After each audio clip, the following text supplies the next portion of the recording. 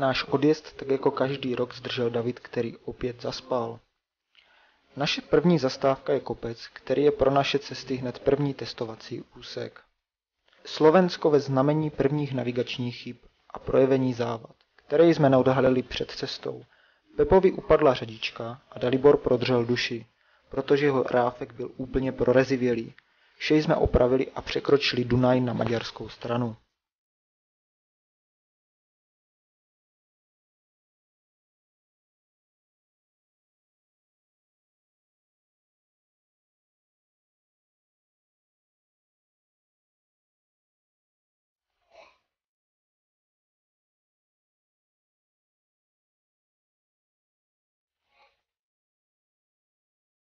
Konečně Balaton. Po 400 kilometrech parného léta rozbalujeme tábor na louce, kousek od břehu, uvařili naše tradiční guláše a šli spát.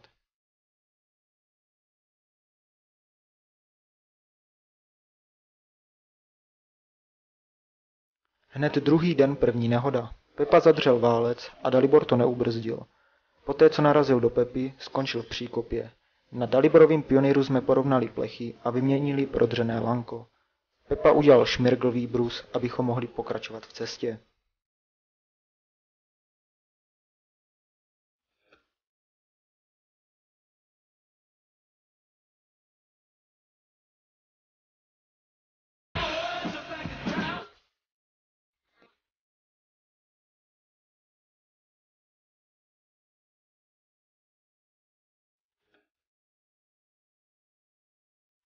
Po překročení chorvatské a následně bosenské hranice jsme se tradičně ubytovali v bosenském kempu Vrbas.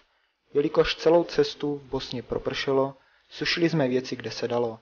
Pod tímto přístřeškem jsme nakonec stanovali, jelikož nás zastihla silná bouřka, která nám málem odnesla stany.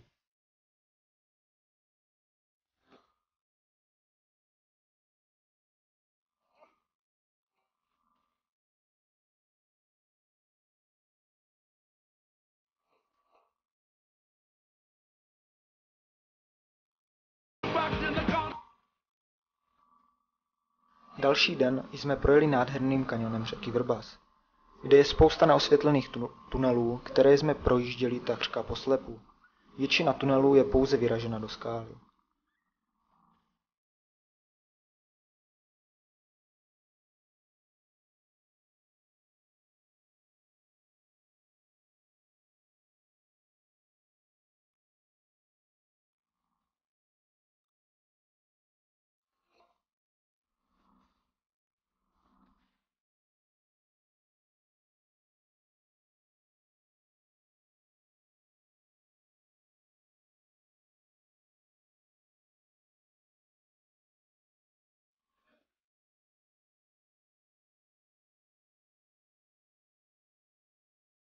Po vyšplhání prudkého kopce nad městem Prozor jsme se rozhodli povět na odpočívadlo a pokochat se výhledem, který se nám nabízel.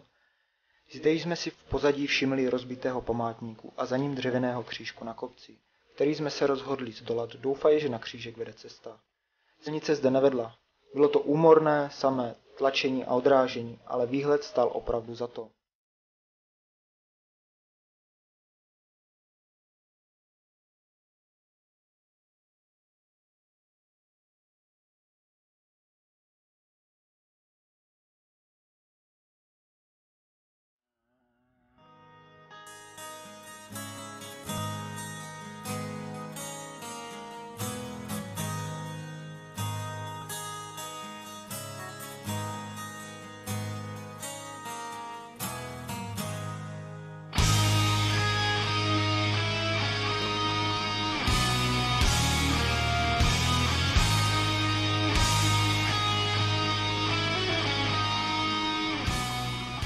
Takhle vypadala cesta nahoru. Někdy to bylo i održkopát.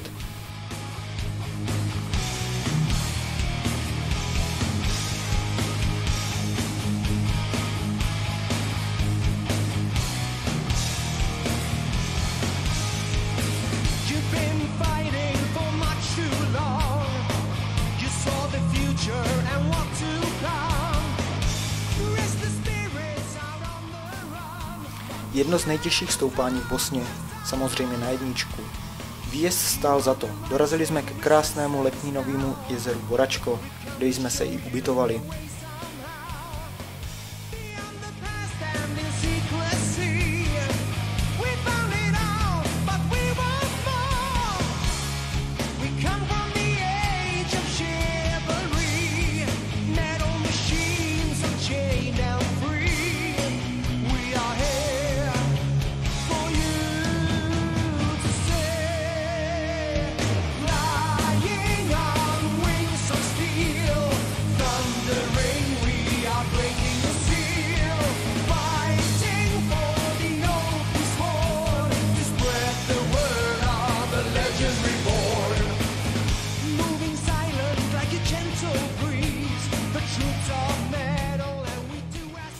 Zde nám začaly problémy s výtahnými řetězy.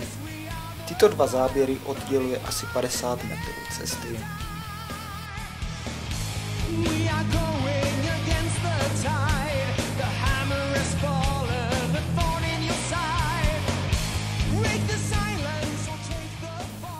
Pepa naplánoval krásnou cestu.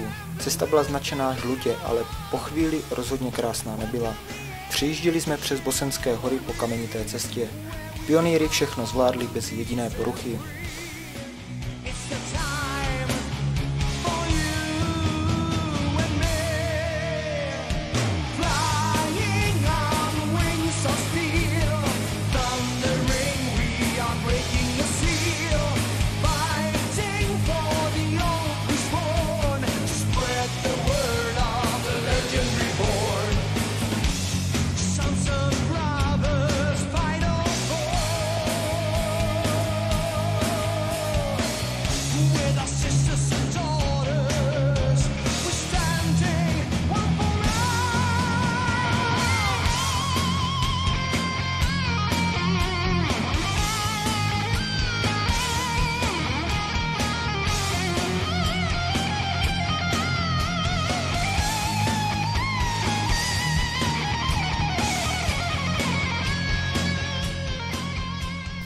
Zde si všimněte přejezdu přes tento provizorní most. V konstrukci je spousta děr, některé jsou opraveny tím, že do díry byla vhozena kláda. Po krátkém odpočinku jsme viděli, jak most zdolalo nákladní auto a obdivovali jsme jeho odvahu. Původní most byl nejspíše za války odstřelen. Konečně jsme zjeli z kamenité cesty a pokračovali ke městu Kalinovník.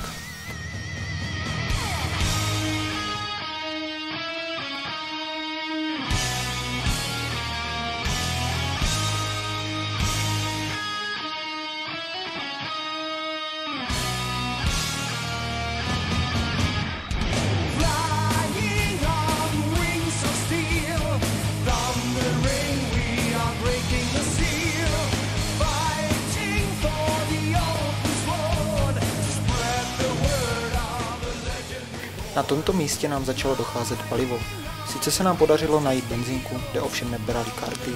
Naštěstí jsme měli v kapse pár drobných, tak jsme natankovali něco málo a hledali civilizaci, kde berou platební karty. Po hlavních cestách razíme směr Černá Hora.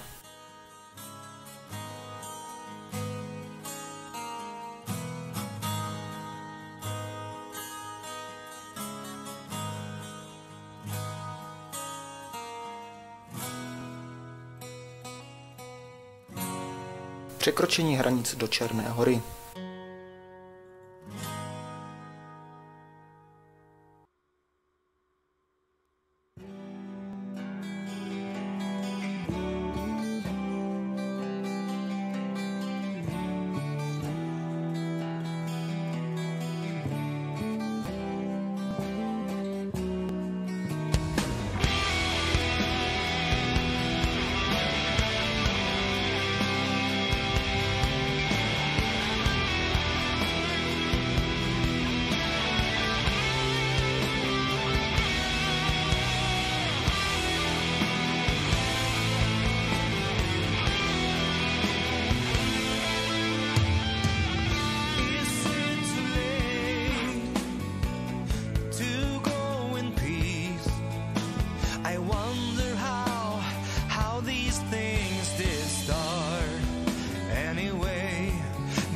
Too late.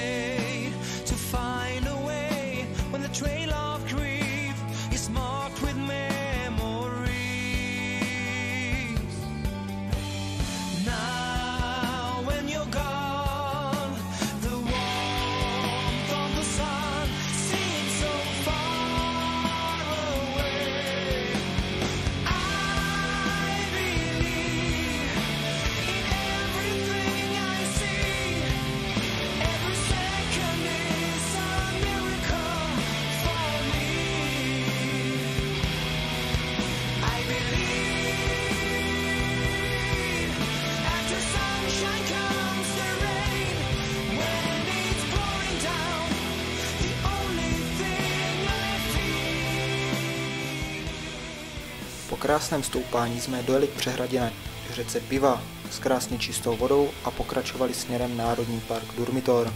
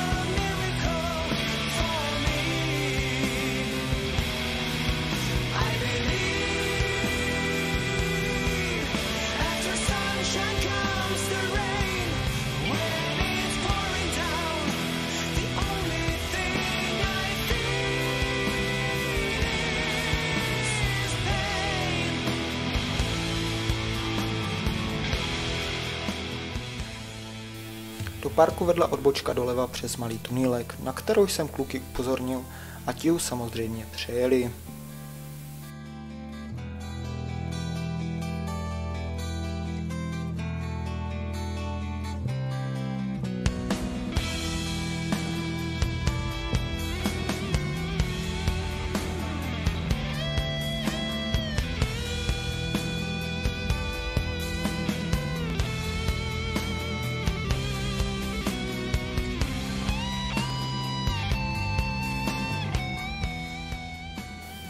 To už jsme vyjeli na náhorní plošinu Národního parku Durmitor, která je položena 1600 metrů nad mořem.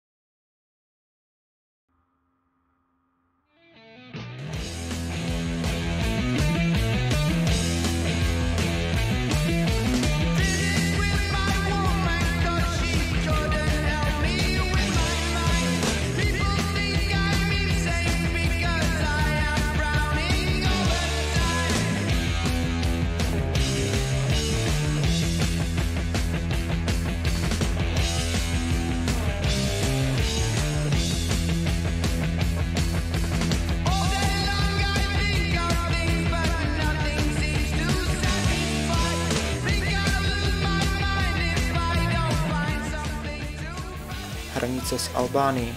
Po pravé straně si všimněte částí z Kráľovského jezera.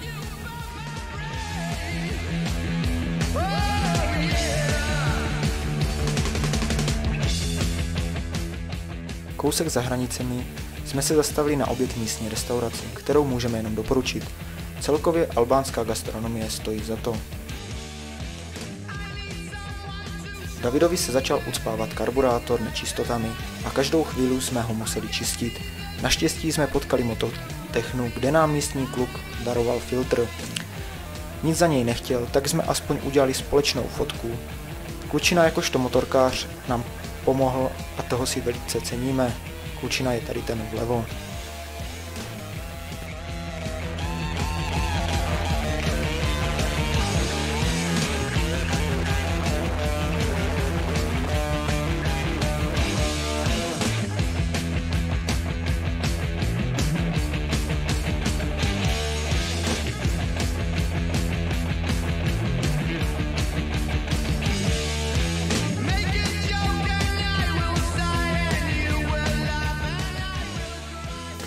V Albánii jsme se setkávali s podobnými vozítky, které můžete vidět na levé straně. U nás by to na silnici určitě neprošlo.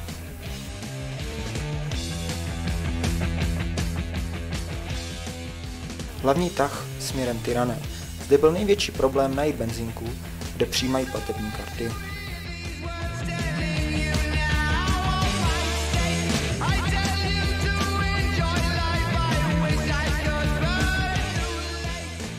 Tady už projíždíme hlavním městem Albánie Tirane, kde byl příšerný provoz. Po vzoru místních jsme jezdili na pankáče každou škvírou, která se naskytla.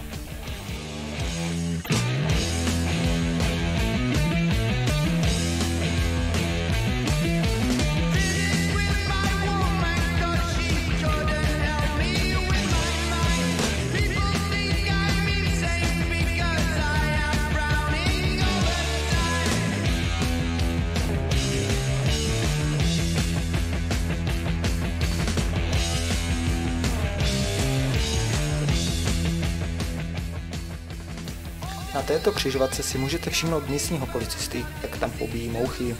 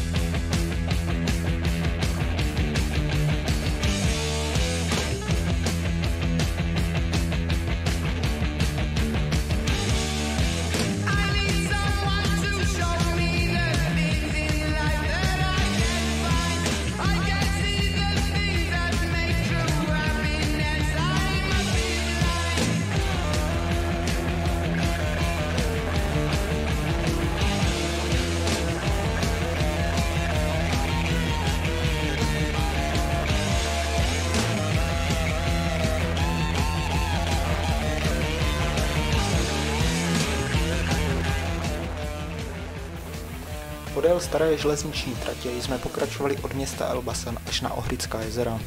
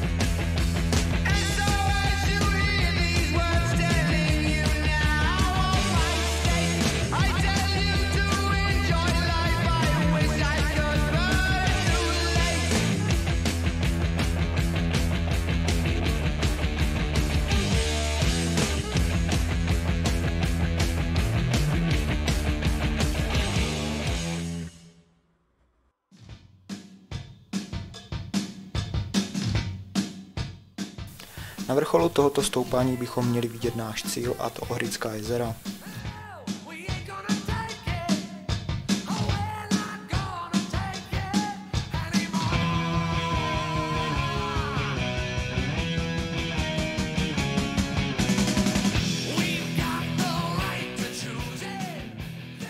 Rozhodli jsme se jet přes Makedonii obět.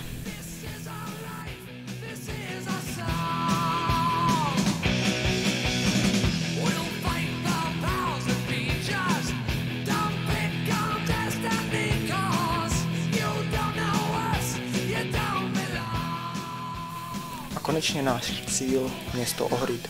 Po vítězné fotografii jsme se rozhodli pokračovat na albánskou stranu jezera, protože se nám v Makedonii vůbec nelíbilo, a to kvůli všudy přítomnému nepořádku.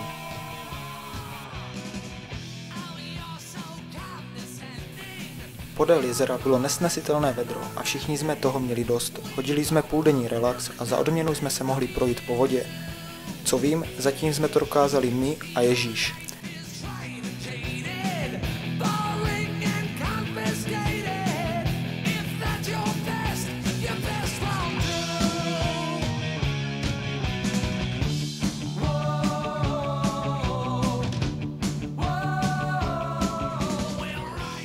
Na druhý den jsme vyrazili na cestu zpět. Zde už se vracíme zpět podél jezera a směřujeme směr Černá hora.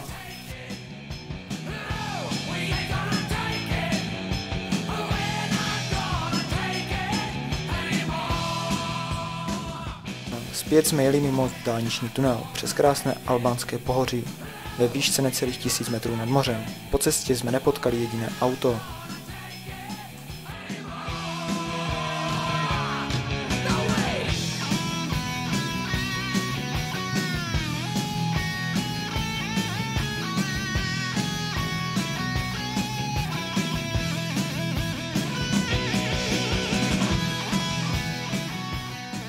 Město Tyrané jsme se tentokrát rozhodli objet, a to po dálnici.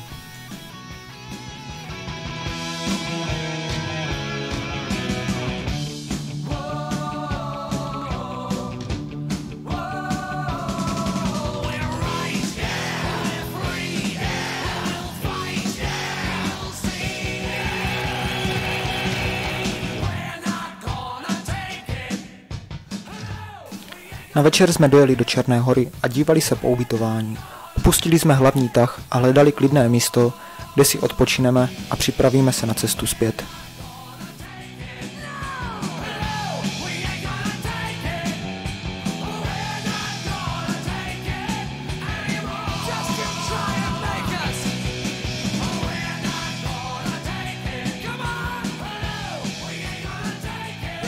Odpočinkový den jsme hlavně tropili vylomeniny.